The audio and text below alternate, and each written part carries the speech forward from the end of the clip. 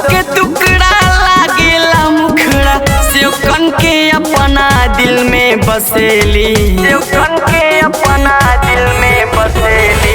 चांद के टुकड़ा लागेला मुखड़ा सेवकन के अपना दिल में बसेली। गजबे के मूरत रचले बकोहरा लागे कि माई मूर्ति से हंसेली।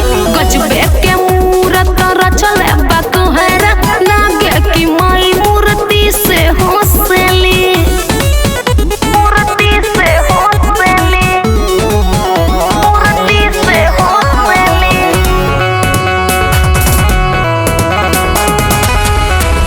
मूर्ति से हंसेली।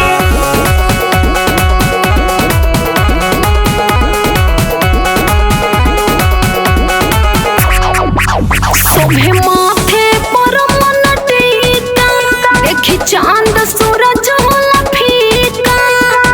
ऐसा नया अद्भुत कारीगरी बोला कोहरू कहवा से सीखा, बोला कोहरू कहवा से सीखा। शोभे माथे पर मन टीका देखी चांद सूरज होला फीका। ऐसा नया अद्भुत कारीगरी बोला कोहरू कहवा से सीखा।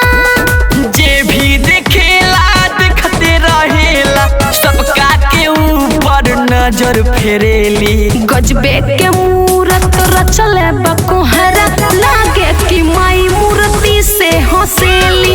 गजबे के मूरत रचले बकोहरा लागे कि माई मूर्ति से हंसेली, मूर्ति से हंसेली, मूर्ति से हंसेली,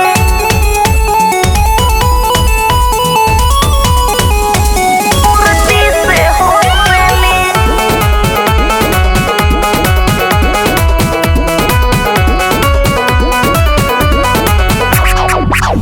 मटिए के बघवा कहरवा मटिए के शोभे सिंगारवा कवि मासूमनी रज शोभा देखले गड़ा के नाजरवा, देखले गड़ा के नाजरवा।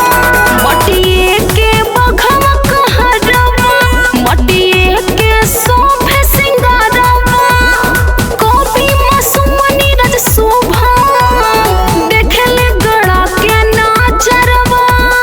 देवता कोड़ भी समझ न पावत कैसन बाटे अब ही पहेली। गजबे के मूरत रचले बकोहरा लागे कि माई मूर्ति से हंसेली। गजबे के मूरत रचले बकोहरा